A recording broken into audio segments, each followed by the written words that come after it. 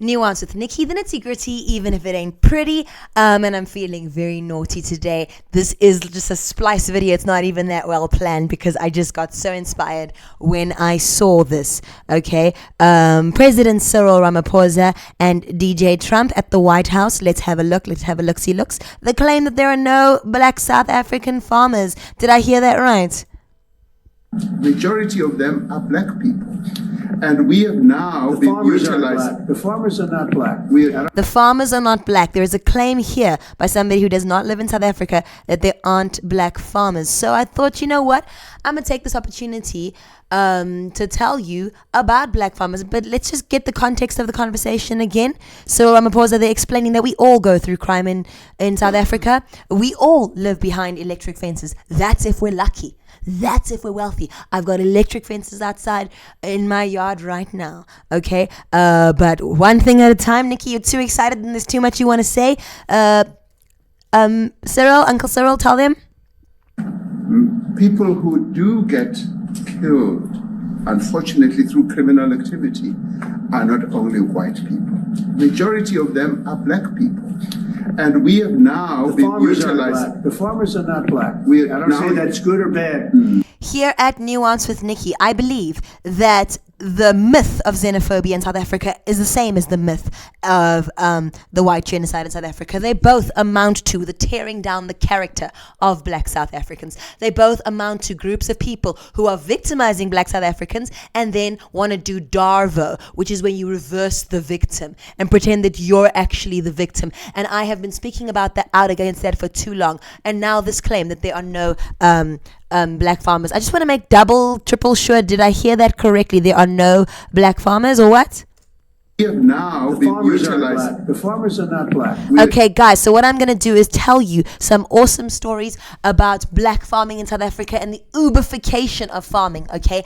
This is the stuff that I personally invest into, my own money. I've invested thousands in this, and I am not a financial advisor, so I don't have the right to advise anybody.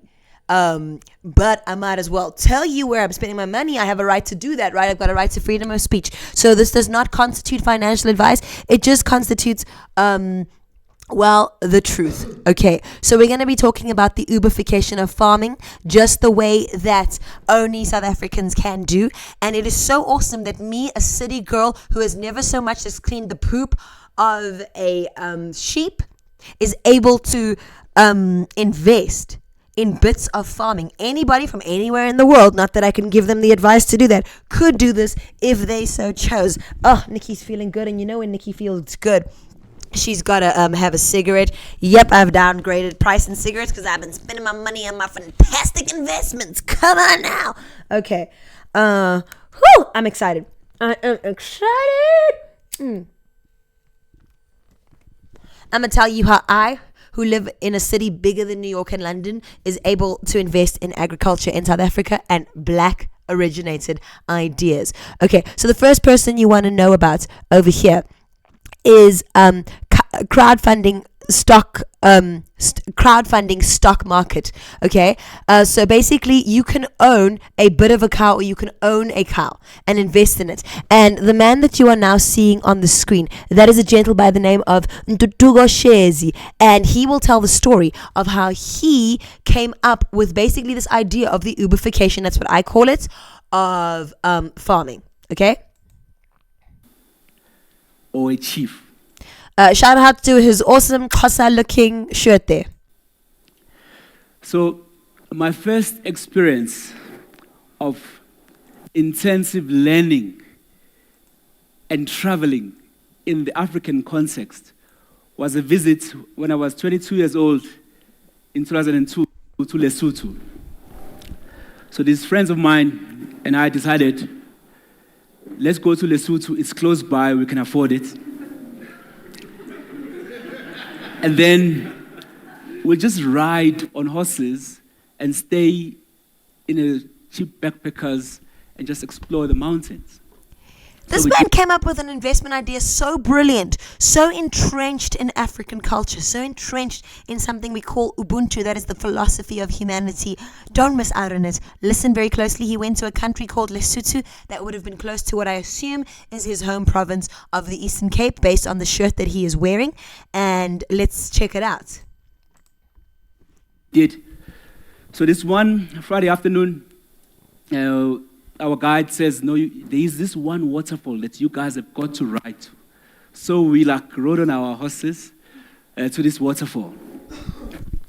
But when we got there, I was a little bit disappointed because there was more water in my shower at home than in that waterfall. But disappointed as we were, we rode back using a different route, and we passed a village. So in that village, we saw a group of young men. There was slaughtering. Listen up. This is a brilliant business tactic. Don't let people tell you that black people can't do business as well. A sheep. Sheep are very big in Lesotho. And then I asked our guide, so is there an event or a ceremony that's happening? Maybe we could assist and score a free meal. Okay, so that's how it works in South Africa, right? Especially amongst black communities.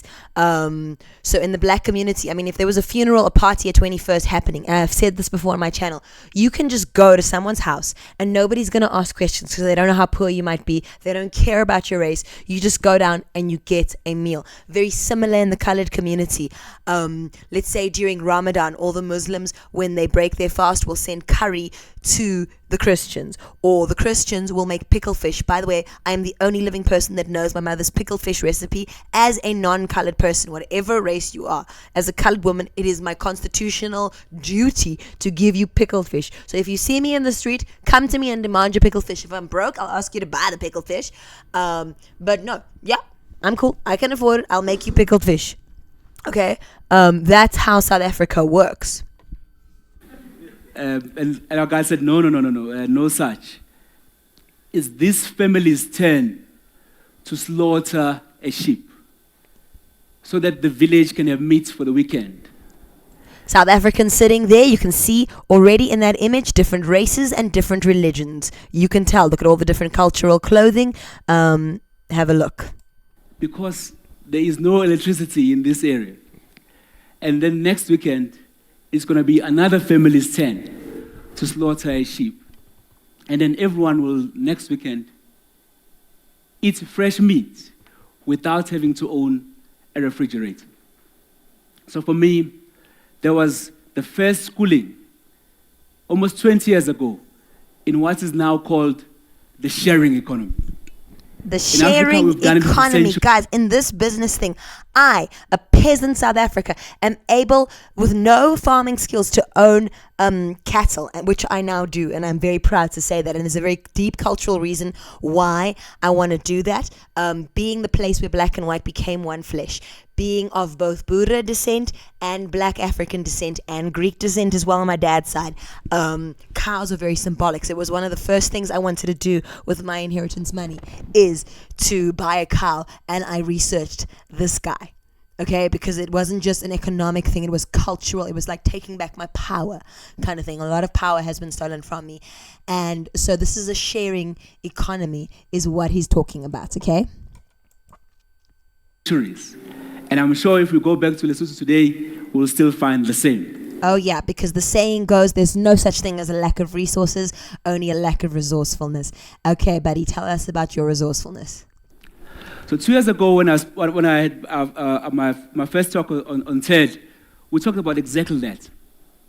It was a dream, a moonshot of saying, there's so many cattle in Africa, specifically cows. Especially in Africa, there's about 100 million of them.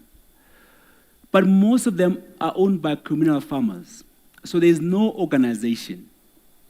So what you then find is that if you're going to have lunch today, the meat that you're going to eat there will most probably not come from a communal farm. This is someone who owns 1 or 2 cows, maybe 7 at the most, sometimes more. So what we then did at the time was say, there's cows.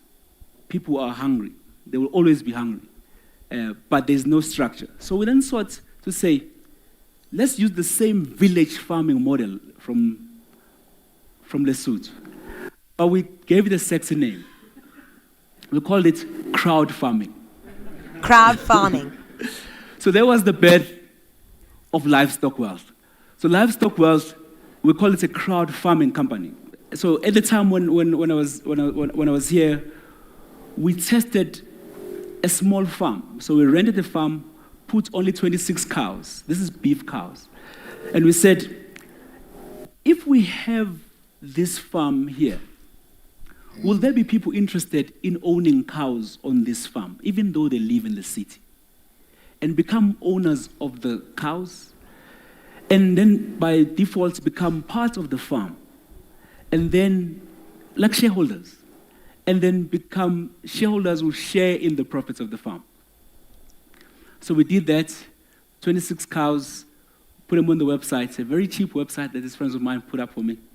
Crowd farming, okay? And today I can say that I own 2 cows, and I want to show you the rationale as to why economically, not just culturally, I invested in that, okay? So I happen to be investing, I can't give you advice on how to do this, but I happen to be investing in a company called SV Capital, that's one. And so I'd love for you guys to see what they do, all right? So have a look. In cattle, dikhomo, izinkomo. South African investment company SV Capital is on a mission to make investing straightforward and accessible to everyone, especially young adults who are looking to build wealth.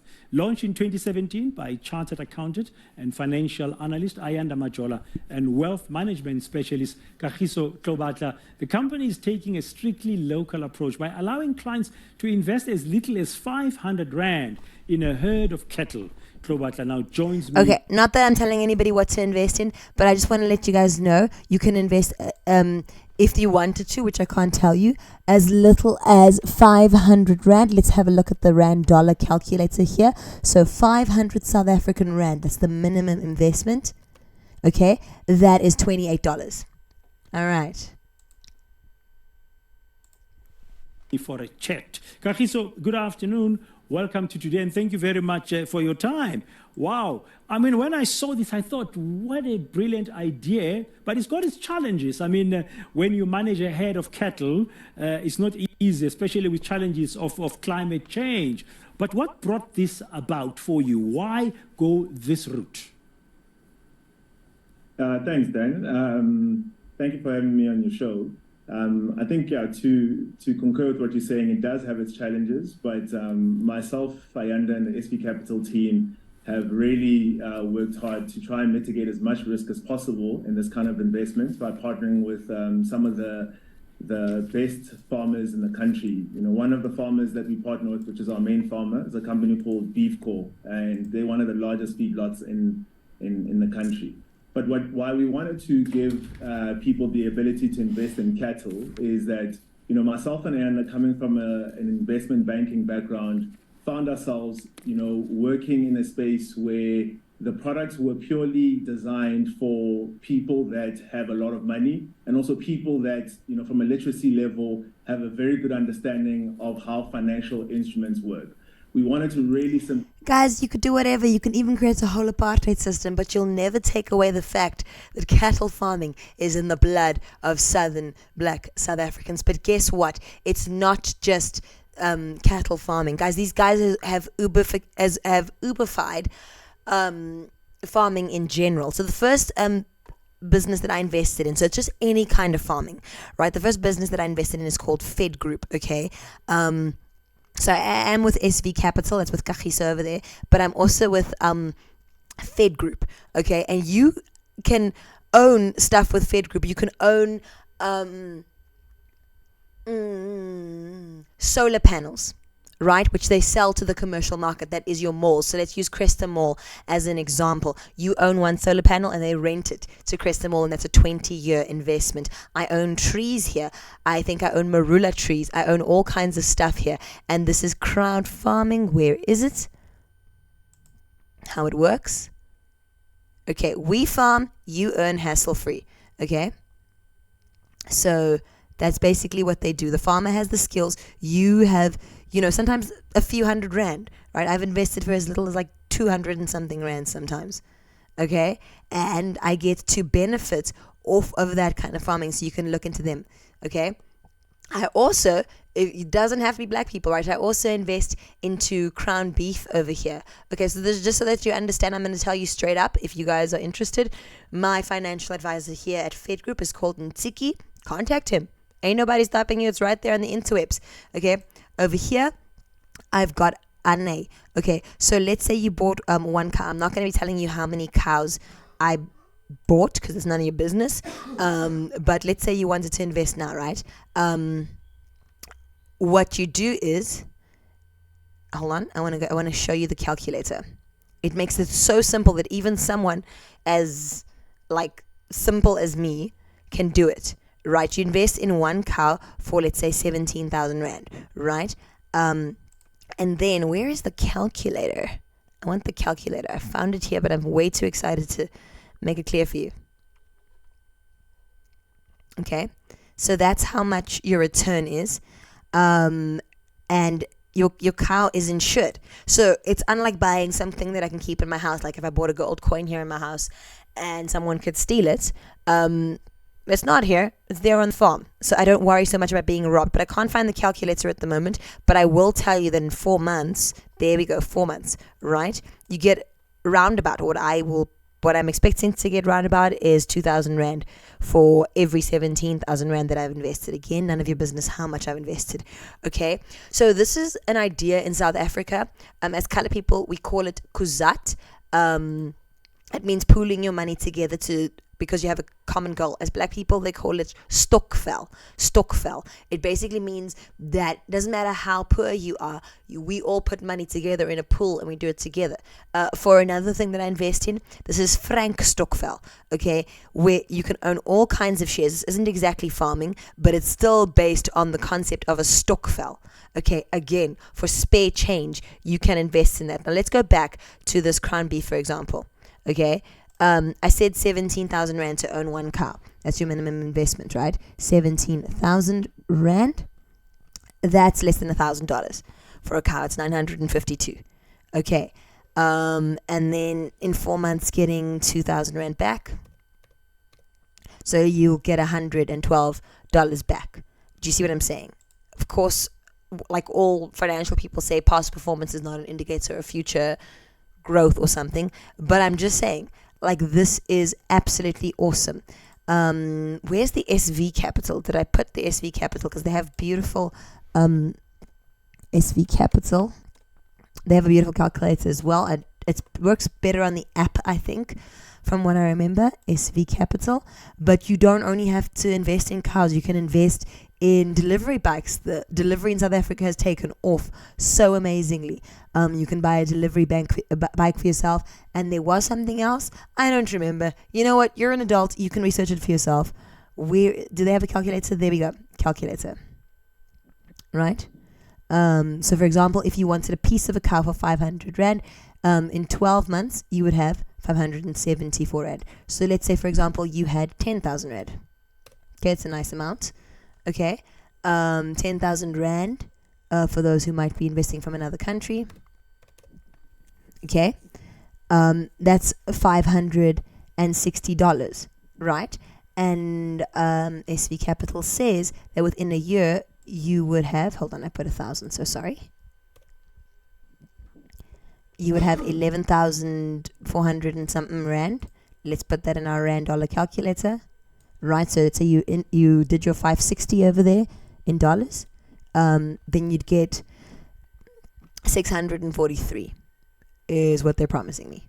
Okay, so I just wanted to break this idea that there are no black farmers. Even with very little in your amount, in your bank account, and there are black farmers that own actual whole farms, but even with very little in their pocket, black farmers are very resourceful.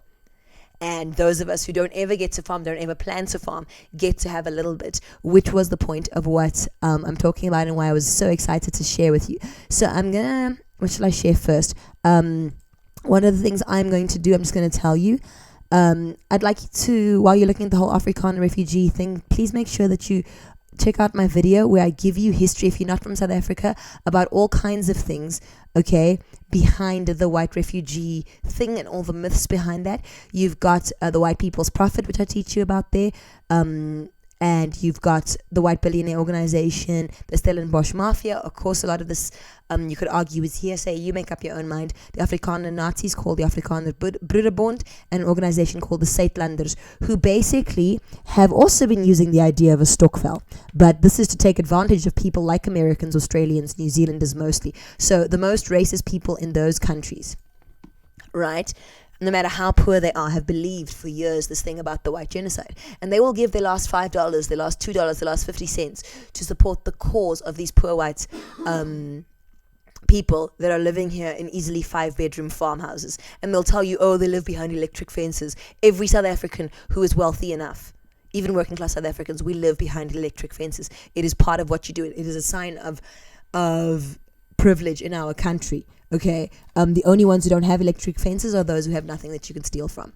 Okay, so while we're all doing the crowdfunding thing, ain't no shame. I'm learning from everybody here. I am in the middle of creating t-shirts, which I hope to sell on this channel. Okay, t-shirts, mugs, bags, whatever. And so it's basically, hold on, I want to show you my initial design. I'm still thinking about it. Okay. This would be the image, South Africans waving goodbye to those who are seeking refuge in the United States. And on the other side, it would say, I support the Great Fitzek. Okay? I'm going to make some t-shirts and mugs and bags as well for Americans too. Okay? To have your say. But that's basically the idea. Watch out for that. I've never done something like that, so I'm still researching, blah, blah, blah.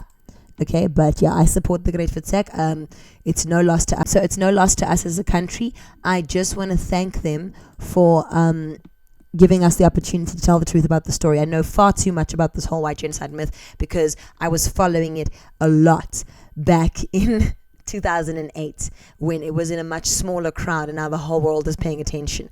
Okay, so as usual, anybody who wants to say bad things about black South Africans, I got a feeling of what it felt like to have thousands of black South Africans stand up for me as a colored person in the way that they stood up for Tyler and they stood up for all colored people. And I didn't realize how much support we have.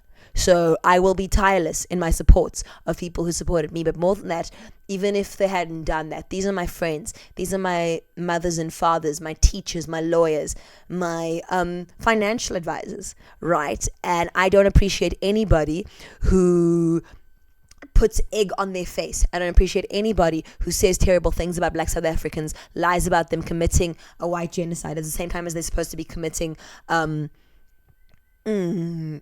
xenophobic attacks and all of those things. It's all lies. Black South Africans deserve to take up space. They deserve to overcome all kinds of unjust economic stuff that has happened. They deserve to be empowered, and they've always strived to do that without hurting anybody else. That's what I say as someone who lives with them. On their back foot, they've always strived to make sure that what is empowering to them is empowering to all, and they have a right to do that. Okay, and all they want to do is take unused land, take government land, take neglected land, and use that to do things like build highways, build schools, build malls, create jobs, things that are sorely needed in the world's most unequal country. And they are finding brilliant ways and brilliant solutions along with the rest of us, because we fully support that. I didn't think I was going to do this in this video, but suddenly I just feel like a great hankering. Just give me a second. Okay, so I'm back. So as I said, you know the whole thing about having electric fences? Well, in South Africa, you take emergency measures, okay? So this is my Namola app. It is only 60 Rand a month per person. That makes it about $3 per person, okay? And so anywhere I am, whatever I want to do, I can make sure that I'm safe. This is part of how crime-ridden South Africa is, but also how genius we are in overcoming that. So I'm going to hit this button over here now called test. Watch what happens. It's circling.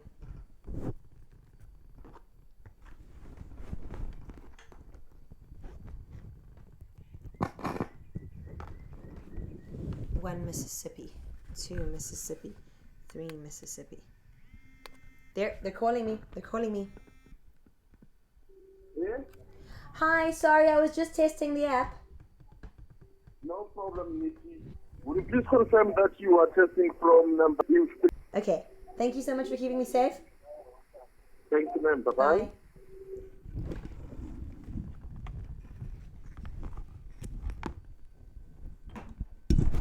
Okay, so I cut out my address and everything, but they just wanted to see that I was safe wherever I go. That is crime in South Africa. That is the reality. With this app, I get access to all private security companies in this country. You can just hit a button and they will be there. They will be there. They'll make sure that there's medical. They'll make sure that there are police there. Armed security guards will come. They outnumber police 3-1. Okay, so another thing I wanted to show you, I thought I was going to make another video on this, but just so that you understand what's happening with my car, I am with the best tracker in the country. It's called CarTrack. CarTrack. Okay. Great stuff. CarTrack. Just so that you understand what CarTrack is, okay, we have a huge hijacking problem in South Africa. We really do. Okay. And so what we do is we have these things called trackers on our cars. And essentially what they do is there's like a GPS thingy in your car. And then if someone so much as turns my ignition on, I wish I could do a video for you this live. I will get called. Even if I'm at the mall going to the loo or something, I will get called and they will send helicopters, they will send armed guards to come and take care of me. Please have a look. Thank you for calling CarTrack Control Room. Ethel speaking. How may I help? Help me, my car's just been stolen. Your car has been stolen. May I please ask who I'm speaking to? Miss Maria Kruger? Miss Maria Kruger, may you please provide me with your car registration? Mrs. Kruger, currently I'm dispatching A and Brown because I do understand the situation. Your car has just been stolen. I'm going to keep in touch with you and I'll update you and let you know what's happening every step of the way.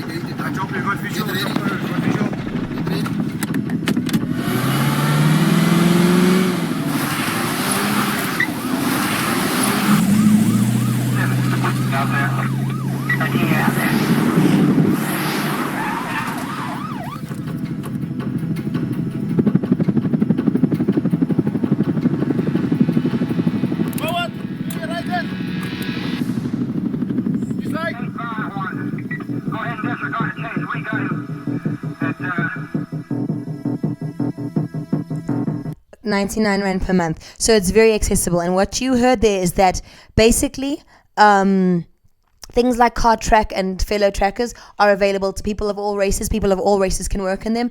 Anybody can access them. You saw them on dirt roads, so not least of all white South African farmers. Okay, so there's crime.